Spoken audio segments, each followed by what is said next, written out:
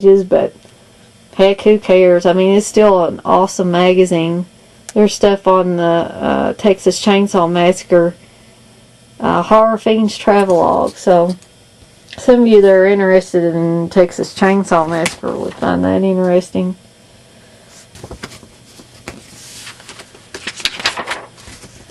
And there's, you know, like comic stuff in here. As most of you know, Chaz Valiant was also an accomplished artist as well as a writer of reviews. And I love the way he did his reviews. And you can see he gives it like so many blood splats, and he even gives you like how good it is. He's got one dog is bite me, one skull is poor, 2 skulls is fair, 3 skulls is above average, and 4 skulls is a classic must see. And then he's also got a how wet it is. If it's 0, it's like My Best Friend's Wedding, Jerry Maguire, or The Lion King. If it's a 10, it's like Story of Ricky, Dead Alive, and Dawn of the Dead. And he says it ain't rocket science part, but hopefully the dual rating system will tell you what blows and what's moist, meaty, and marvelous. So he was very humorous with his reviews. And it's very sad that he's no longer going to be doing this. He will be missed. So that's my Deep Red issue. Okay, now we're getting into the, I guess you would call this the sister magazine of Fangoria. I used to absolutely love Gorezone. I mean, I used to love Gorezone more than I did Fangoria back in the day. It didn't have as much as Fangoria did, but man, the stuff it did have was a lot meatier than what Fangoria was putting out, even back in when Fangoria started out. I mean, the covers were gorier. Look at this. You can see this. This is from Scott Spiegel's Intruder. It's the famous saw scene where it saws the guy's head in half. And I just personally, I always liked it better, but as most of you know, Gorezone, I don't know if they went bankrupt or what, but they stopped publishing. I forget what the year was, but it didn't seem like it was around that long. My cousin actually got me into these because he brought a whole bunch of these over to my granny's house one day, and I was just... That was my first introduction to horror magazines, was when he brought this big pile of Gorezone and Fangorias, and we were just leafing through those. I was like, oh man, can I borrow these? And he actually let me borrow them and take them home, and then from that moment on, I had to have them. So if I saw them at the store or something, I'd beg my parents to get me one, you know, no matter how expensive they were. As you can tell, or as you can see, this one was $3.50. Back in March of, let's see, March, I'm not sure if this was 80, I think this was 80, yeah, March of 89, Gorezone was $3.50, and like I said, there's stuff on Intruder, there's stuff on Deep Star 6, this is back, I guess, when Freddy's Nightmares was on. Stuff on Trauma. They actually talk about Faceless, which I reviewed on a previous video. They talked about, or they talked to Caroline Monroe.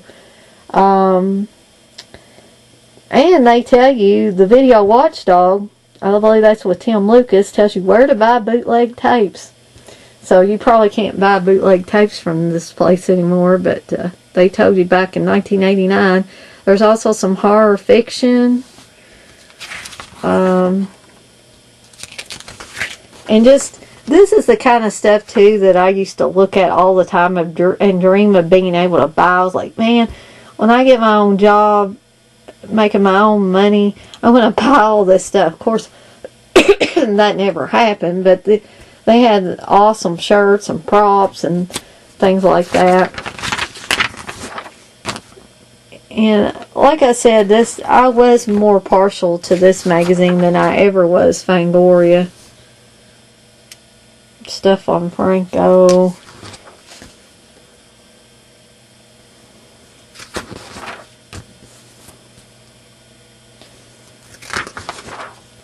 I warn you guys, this is still going to be rather long, even though I'm going through these quickly. There's Angus Scrimm.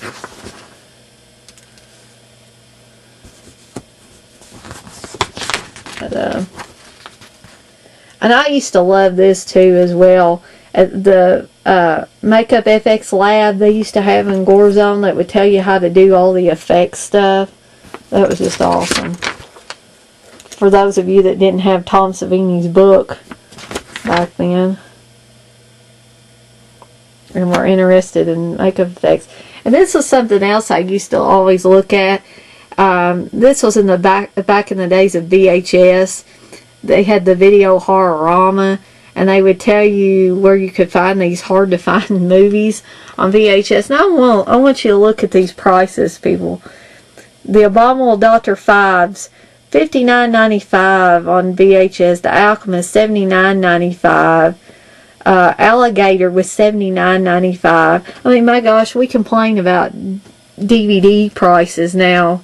Can you imagine paying that for a VHS? I mean, that's literally what the video stores used to pay. That or more.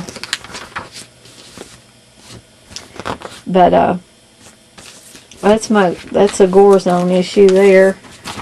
I have another Gorzone issue here. This is a July issue. It's July. Was that a 80? Is that a 88? That might be an 88.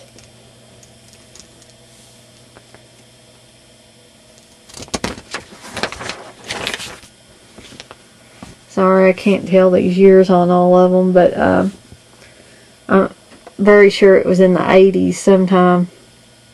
But this is a number 2, and like I said, I believe it was an 88. This one also was $3.50. Way back when magazines were still cheap. There's a behind the scenes, Making of Poltergeist 3. There's stuff on Friday the 13th Part 7. Wow. That's the one I just saw when I went to Scarefest. Assault of Critters 2. Faceless and Slugs. There's reviews on, I don't know if you can see that real good. Demons 2, Prison, Lady in White, and The Unholy. There's stuff on The Nest. There's stuff Chaz Balian did. And also, if you notice, they had 4 giant bloody posters in most of these issues. And just look at the covers. These are just awesome. That's again why I say I liked it better than Fangoria.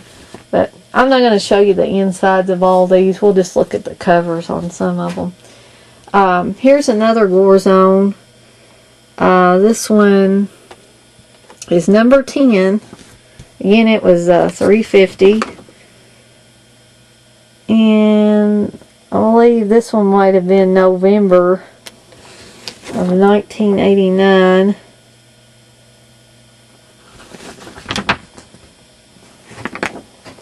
Yeah. Go back a little bit. November 1989. Yes. Sure was. Way back when I was 13 years old, guys. Can you believe that? There's Clive Barker. Information on Clive Barker. Information on Nightmare on Elm Street 5. Makeup FX Secrets Revealed. Sex Bomb Linnea Quigley Spoof Splatter. Hats Off to Fulci. Baggins Salutes the Zombie Master. Argento's Butchered Opera. What You Didn't See. Jason Director. How to Break Into Horror. Again, you get 4 giant bloody posters. There's movie reviews, horror fiction. There's a nice still image from Nightmare on Elm Street 5.